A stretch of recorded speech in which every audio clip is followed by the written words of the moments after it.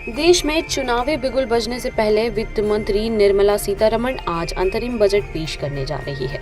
उनका बजट भाषण संसद में सुबह 11 बजे शुरू होगा। उनका भाषण चुनाव पर फोकस होने के साथ साथ देश की आर्थिक तरक्की का रास्ता तय करने वाला होगा, ऐसी आशा की जा रही है।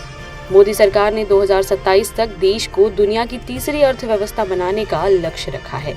इसीलिए बजट में सरकार के युवाओं को रोजगार, गरीबों के लिए सामाजिक कल्याण, किसानों की आय बेहतर करने और महिलाओं के सम्मान पर ध्यान देने की उम्मीद है। जी, आने वाले इस केंद्र सरकार के आखिरी बजट से हम युवाओं को काफ़ी उम्मीदें हैं। जैसा कि देखा जा रहा है आजकल इंडस्ट्रीज़ हो या एमएनसीज़ हो या फिर कोई भी जॉब सेक्टर हो, उसमें AI, artificial intelligence, 3D printing, robotics, इन चीज़ों का ज़्यादा इस्तेमाल हो रहा है। परंतु इन चीज़ों की प्रॉपर ट्रेनिंग हर विद्यार्थी को दी नहीं जाती, हर सेक्टर के विद्यार्थियों को नहीं दी जाती है। पारंपरिक कोर्स बीएससी, एमएससी वगैरह ये जो चल रहे हैं, बीए, बीकॉम, इन ये बस यही रेगुलर कोर्स चल रहे हैं और विद्यार्थी भी ज़्यादातर यही कोर्स कर रहे हैं क्योंकि गवर्नमेंट कॉलेजों में यही कोर्स उपलब्ध है। ग्रामीण क्षेत्र के विद्यार्थियों के पास अभी तक भी artificial intelligence, robotics, 3D printing ये चीज़ें होती क्या है, इनका नॉलेज अभी तक उन्हें मिला भी नहीं है। तो मेरी केंद्र सरकार से यही आशा है करता हूँ कि नए बजट में वो इन कोर्सेज को स्किल डेवलपमेंट के साथ जोड़कर इन कोर्सेज की ट्रेनिंग ग्रामीण क्षेत्र के विद्यार्थियों तक पहुंचाएं और उन्हें इन चीज़ों से जोड़ें ताकि हमारा देश आगे उन्नति कर सके। दूसरी चीज़, मैं रेल बजट से भी ये आशा करता हूं कि रेलवे में जैसा कि देखा जा रहा था पहले किराया जो होता था रेलवे का कम होता था, विद्यार्थी अप डाउन करना ईजी होता था उनके लिए, हर ट्रेन में जनरल कोचेस भी ज़्यादा होते थे। मगर आजकल देखा जाता है स्लीपर, थर्ड एसी ये कोच ज़्यादा होते हैं, जनरल के 2-4 डिब्बे हर ट्रेनों में होते हैं बस। तो मैं आशा करता हूँ सरकार से कि रेलवे के जो टिकट हैं उनके दर भी कम करें और जनरल कोचेस को ट्रेनों में बढ़ाएं। धन्यवाद।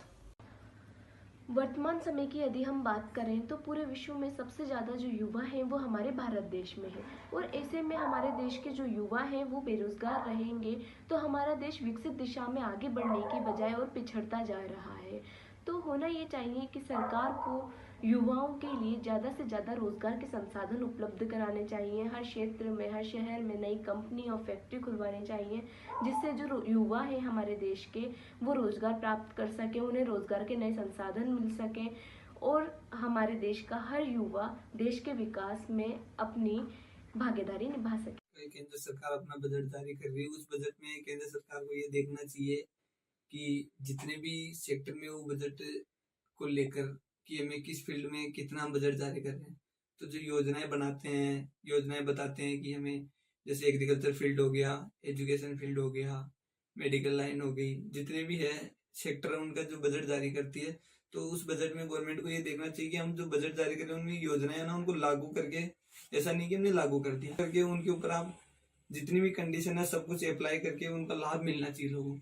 एग्रीकल्चर फील्ड में है तो किसानों को जो आप योजनाएं लागू कर रहे हैं उनका लाभ मिलना चाहिए। एजुकेशन लाइन में अगर आप कोई योजनाएं लागू कर रहे हैं तो स्टूडेंटों को उसका पूरा लाभ मिलना चाहिए। स्पोर्ट्स में है तो स्पोर्ट्स जो जितने प्लेयर हैं उनको उनका लाभ मिलना चाहिए।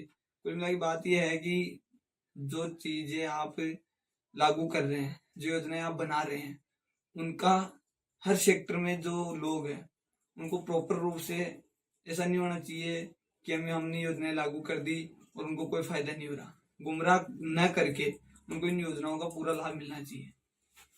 महिलाएं आगे बढ़े और ये जो आजकल क्राइम बढ़ रहे हैं जिसके चक्कर में आजकल महिलाएं घर से बाहर भी नहीं निकल पा रही हैं, उनके लिए उनको सेल्फ डिफेंस की क्लासेस अवेलेबल करवानी चाहिए जिसकी वजह से वो अपना रक्षा कर सके और गलत काम होने से उसके लिए लड़ सके, और उनके लिए रोजगार भी उपलब्ध कराने चाहिए। घर बैठे जो घर बैठे वो उद्योग कर सके और अपने लिए खर्चा निकाल सके और अपने पैरों पे खड़े हो सके। Thank you. और सरकार को इस चीज़ पे ध्यान देना चाहिए। महिलाएं आगे बढ़े और ये जो आजकल क्राइम बढ़ रहे हैं जिसके चक्कर में आजकल महिलाएं घर